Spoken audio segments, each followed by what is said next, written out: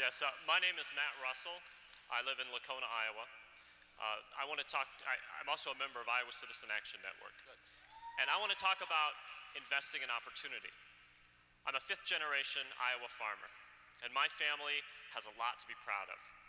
But we would be fools if we thought that everything we accomplished we did on our very own. From school lunch to summer opportunities, and employment opportunities and programs, to financial aid for college, my family has benefited a great deal from the kind of help that government can provide. The pull yourself up by your bootstraps just doesn't work. And as Carrie and Kenya shared, we know that our country is more successful when we invest in everyone.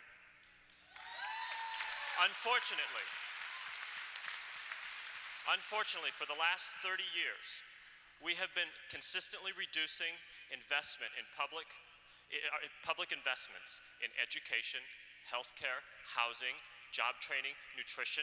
It goes on through all the public goods. And during this 30 years, every year we have seen an increase consistently over the 30 years, an increase in the gap between the rich and the poor. What will you do to change that trend? And do you believe that we can reduce poverty in this country by 50% in the next 10 years? And will you make a personal commitment to achieve that goal? Let me thank you very much. Take the last part of your question first, and I make that commitment to you. In fact, I've made that commitment over the years. Again, I invite people to go back and look at my record for a quarter of a century on these issues. I'm no Johnny come lately to these questions. I've been fighting tooth and nail for a quarter of a century on these questions here. But very specifically, I mentioned a couple of things we need to be doing. One is I think we ought to be expanding the child tax credit here. It doesn't reach enough poor people in the country. I'm authoring ideas to do that, to expand that base. That's 7 million children that we could take out of poverty by just doing that alone.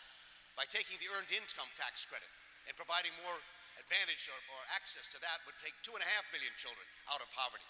There's an almost 10 million kids that we could lift out of poverty, as we did with the Social Security Act, when we took the older Americans and moved them from poverty into a decent standard of living.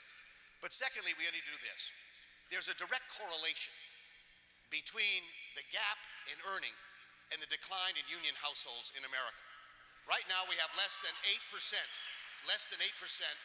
of households are unionized in the private sector.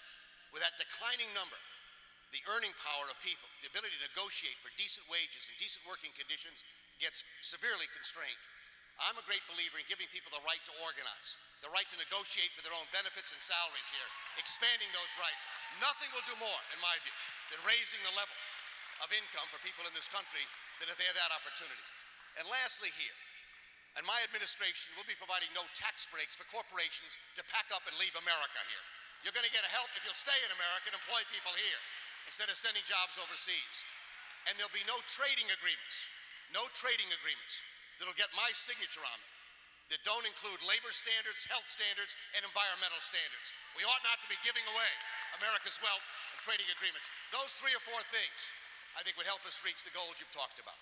I thank you all. Senator Dodd, we thank you so much for joining us, but in closing, we have one question that we would like for you to give us a yes or no answer on.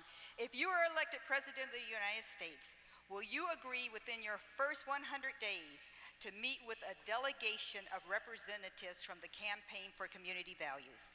You won't have to wait until January 20th. I'll meet with you a week after the election. Next November, you'll be meeting with President-elect Dodd. So count on it then. You don't have to wait till January to have that happen. Thank you so very much. God bless you. Thank you, everybody. Really appreciate it. Thank you to Senator Dodd. Thank you to our community leaders.